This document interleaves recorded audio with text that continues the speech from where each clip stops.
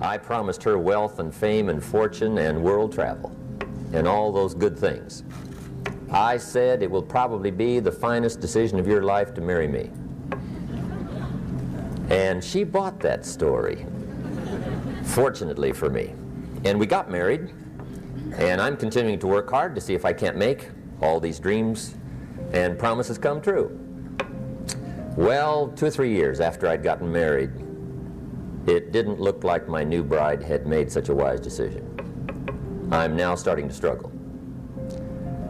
I'm not destitute, but it isn't working quite like I had promised. I'm looking at my paycheck on Friday, $57, and that isn't quite what I'd promised. And already I had fallen into the someday honey routine with my wife. Right? Someday, honey, you won't have to sit on this old furniture. Someday, honey, you'll have a car of your own. I had already someday honeyed myself into trouble. Well, now I'm wondering, what should I do? I'm struggling, I'm behind. Money's one of my problems. I got far too much month at the end of the money, if you've ever had that problem. I remember one time losing a $10 bill, and I was physically ill for 2 days. Over $10. And of course my friends tried to be cheerful, right? They said, look, maybe some poor person that needed it found it. But I'm willing to admit to you that that really didn't help. At age 25, benevolence had not yet seized me. You know, I'm the poor person that needs to find $10, not lose $10. But that's where I was. I thought, well, maybe I should go back to school. I've got 1 year of college, doesn't look that good on an application. But I'm 25, I'm married, now my family's starting. I'm already working. And going back to school seemed like kind of a tough decision. But that's where I was at that time in my life, wondering what I should do to really turn it around and make the promises all come true. Well, at age 25, good fortune came my way. And sometimes it's a little difficult to describe good fortune. Why do unique things happen to you when they do?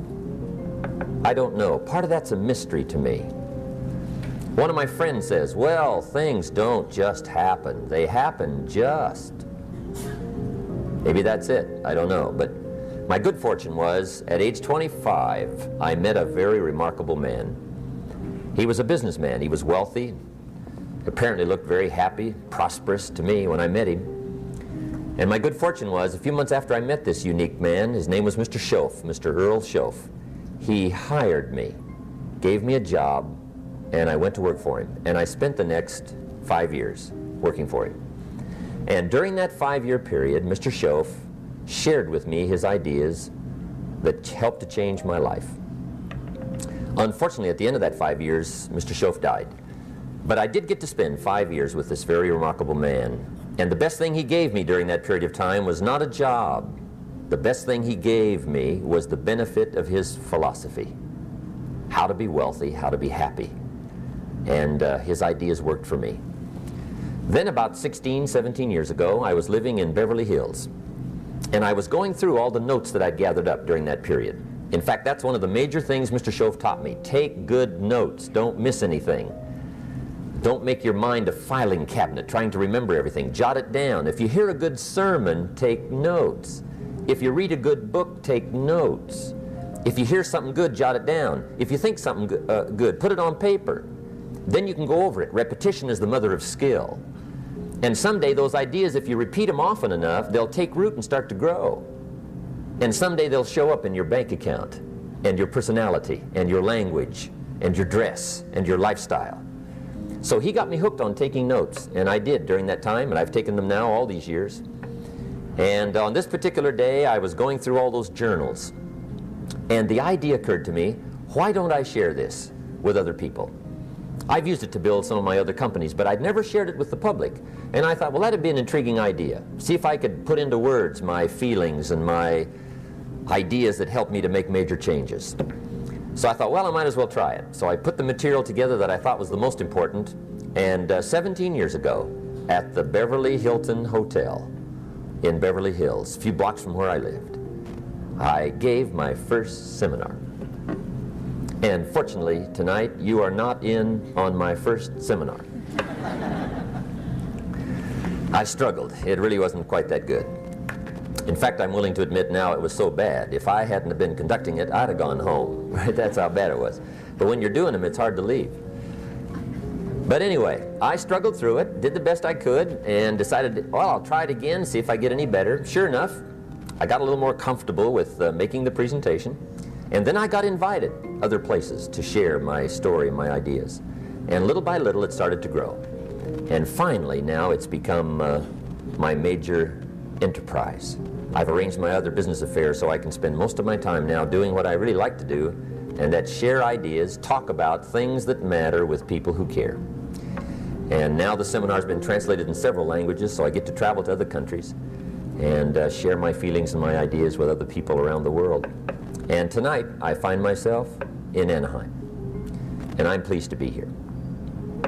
What I would like to do is to share with you what I think made the major difference for me.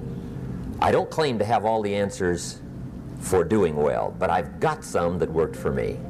And what I would like to do is pass it along to you. That's the purpose of the seminar tonight, for you to pay your money and spend some of your time to be here, is to see what you think of my ideas. Just capture them, take them home, and edit them as much as you wish.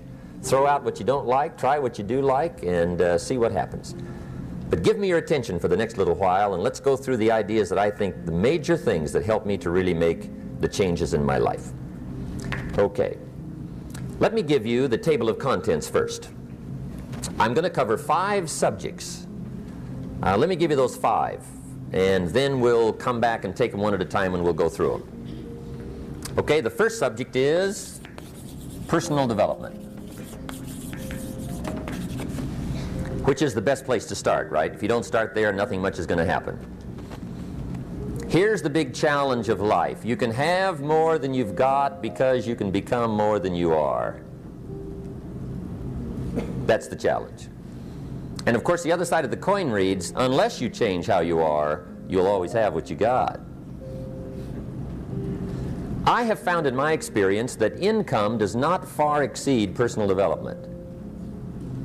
Now, sometimes income takes a lucky jump, but sure enough, unless you grow out where it is, it'll usually come back where you are. Life has strange ways. If somebody hands you $1 million, best you become a millionaire quickly, so you get to keep the money. Otherwise, sure enough, it'll disappear. Somebody once said, if you took all the money in the world, divided it up equally among everybody, it would soon all be back in the same pockets. Incredible. Success is something you attract, not something you pursue. Success is looking for a good place to stay. So instead of going after it, you work on yourself. Personal development. See, the major question to ask on the job is not what are you getting? The major question to ask on the job is what are you becoming? See, the big question is not what am I getting paid here? The big question is what am I becoming here? Because true happiness is not contained in what you get. Happiness is contained in what you become. So that's our major subject for tonight, personal development. Of all the assignments Mr. Schoaf gave me at age 25, this was probably the most difficult. In fact, I'm still working on this one. I think it's an unending challenge to see what you can become. The next subject is called basic laws. And it's good to study the basics. And I call these basics primarily because they come from the Bible. Now, I'm not a theologian or a minister, and that'll be apparent. But Mr. Schoaf taught me that the Bible was a good textbook for ideas and stories and success equations, how to live the better life. I found out that was true. He also taught me that the Bible is as practical as it is spiritual, and I found out that's true. If you look at your bank account and your income and you're not happy, there are several places in the Bible to check to see what the heck's wrong so you can make the changes. And we're going to cover some of those tonight, called basics. Okay. The next subject is my favorite, setting goals. Mr. Schoaf taught me how to set goals. What a favor that was. One morning at breakfast, shortly after I met him, he said, Jim, let me see your current list of goals and let's go over them and talk about them. He said, maybe that's the best way I can help you get a better direction started. And I said, I don't have a list. He said, well, is it out in the car or home somewhere? I said, no, sir. I don't have a list anywhere. He said, well, young man, that's where we got to start. He said, I can tell you right now, if you don't have a list of your goals with you, he said, I can guess your bank balance within a few $100s. Which he did. And that got my attention. I said, you mean my bank balance would change if I had a list of goals? He said, drastically. That day I became a willing student how to set goals. And sure enough, learning how to set goals changed my life. And I often wondered why no one had ever taught me how to set goals up until age 25. I went to high school, but if they offered it, I missed it. I went to college for a year, never heard it. I worked for Sears. Really. And to my knowledge, Sears never taught it. Right? How to set goals. So here I am, age 25, married, my family's starting, I've been to college, I'm working, and I still don't know how to set goals. But fortunately, when I was 25, I met the man who taught me how, and it revolutionized my whole life. Economically, socially, personally, it's incredible. So I want to share with you tonight what Mr. Shove shared with me, how to set goals. It can be a life changer. Okay. The next subject is the negative part of the seminar. Life is part negative, so we got to talk about the negative. And this subject is called diseases of attitude. Diseases of attitude. There's a lot of things that can wreck your chances to do well. We live in a rather dangerous world, so you got to be not only wise, you got to be careful. Now, attitude diseases are just as bad as physical diseases, right? High blood pressure, heart trouble. I mean, a lot of things lace your chances to do well. So you've got to be careful. And attitude diseases are deadly. I mean, they'll destroy all the good things you start. Okay? So we'll go through those attitude diseases, how to spot them, how to look for them, what they are, and the cure. And I'm a pro on these because I've had them all, so I can give you excellent advice on these. Now, the last subject we're going to consider tonight is called the day that turns your life around. The day that turns your life around. And under this subject, we're going to talk about the emotions that can change your life. Human beings are emotional creatures, and emotions are powerful for life change. Now, of course, emotions are so powerful they can go either way on you. Emotions can either build or destroy. So you really have to employ emotions properly. We call civilization the intelligent management of human emotions. If you can intelligently apply your emotions in the right direction, no telling what can happen. Could turn your life around one day would be sufficient. So we'll talk about those. Okay. Now that's a lot to cover in one evening, but we'll keep at it here and see if we can't get it all done. I'd like to have you now jot down the theme of the seminar. Every seminar should have a theme, I guess. We've got one. It's on some of our literature if you happen to notice it, but if you didn't, for your notes, here it is. The theme of the seminar goes like this. The major key to your better future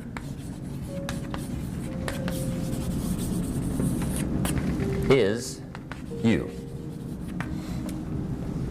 That's the theme of our seminar tonight. The major key to your better future is you. And I'd like to have you underline two words just to give it some added punch. Underline the word major and the word you, so that it reads, the major key to your better future is you. Now, my first suggestion is transfer this to a card or something where you can put it up, where you can see it every day. Preferably put it up where you can see it at the beginning of the day, before you go off to put the day together. This is a good phrase just to glance at, to keep in mind as you're putting the day together. It's called the silent seminar. If you'll just let this talk to you during the day, I found it to be tremendously helpful. The major key to your better future is you. For a big share of my life now, I didn't have this one quite figured out. Among a lot of things I didn't have quite figured out. Many things used to puzzle me back in those early days. I used to wonder why two people could work for the same company, one make twice as much money. Now see, that used to puzzle me. And maybe they were the same age, graduated from the same school, live in the same community, work for the same company, with the same products and the same services. They've got the same traffic, the same problems, and one makes $1,000 a month, the other one makes $2,000 a month. Now that was my puzzling question. Why would this long list be the same and the money twice as much? I asked, what's the difference between $1,000 a month and $2,000 a month? And I don't mean $1,000 a month, right? I could figure that out. But what makes the difference? Why would one person do twice as well, 3 times as well? Speaking economically. Now, I know there's more than one way to do well. I understand that. But in this little narrow area called compensation, what's the difference? Well, back then, with my faulty thinking, I'm trying to reason it out. I thought, well, maybe time makes some of the difference, right? Some people do better because they have more time. I used to say, Harold ought to be able to do well. He's got a lot of time. If I had all of Harold's time, I could do well. Now that's got to be dumb, right? Number one, you can't get somebody else's time. A guy says to me one time, he says, you know, if I had some extra time, I could make some extra money. I said, then forget it. There isn't any extra time. Hey, when the clock strikes 12 midnight, that about wraps it up, right? I mean, you can look around the gongs there for a little more, but it's over. You say to the guy, what are you doing? He says, I'm looking for extra time. See, they'll come and take you away, right? There isn't any more time. Now, if you can't get more time, which you can't, what could you get more of that would make a difference in economic results? And here's the key word. Make it a part of your notes. We're going to consider it tonight. The word is value. And I have a little phrase for your notes.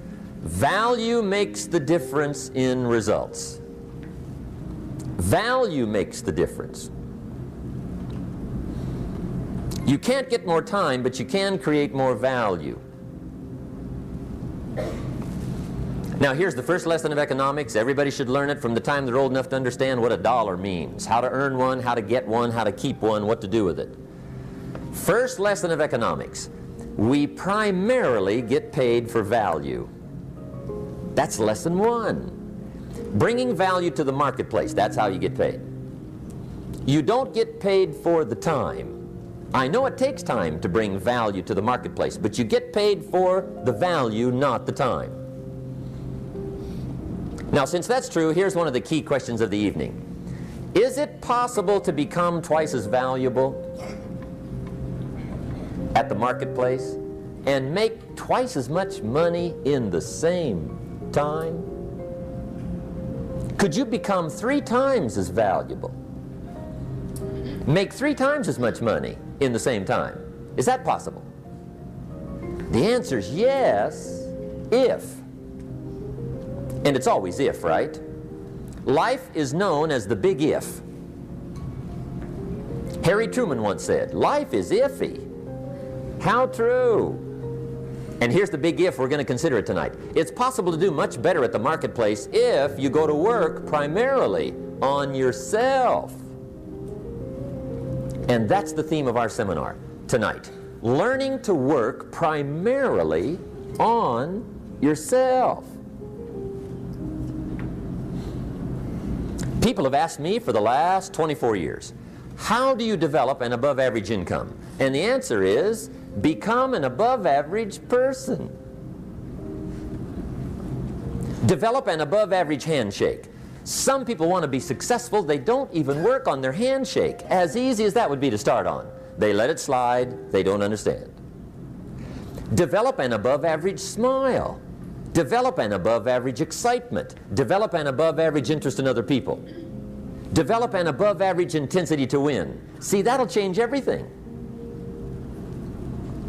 Probably one of the most frustrating experiences in life is looking for an above average job with above average pay without becoming an above average person. It's called frustration.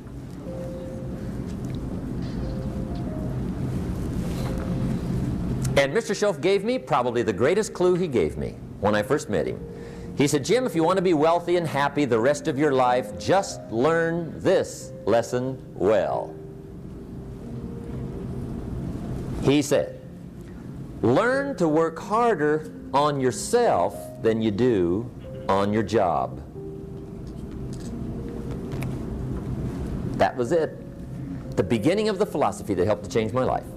Work harder on yourself than you do on your job. When he said that, I suddenly understood why I was broke. I was a hard worker on my job. If anybody would have asked me, age 25, Mr. Rohn, are you a hard worker? I'd have said, yes, I'm a hard worker. Check my record. I work as hard as anybody. And that was true. I was a hard worker. I really was. But see, that was my problem. I was working hard on my job, but I wasn't working hard on myself. And that was my reason for lack of progress. Some people look for more money, but they look for it in the wrong direction. The guy says, I need more money. I'm going to go work on my boss. Well,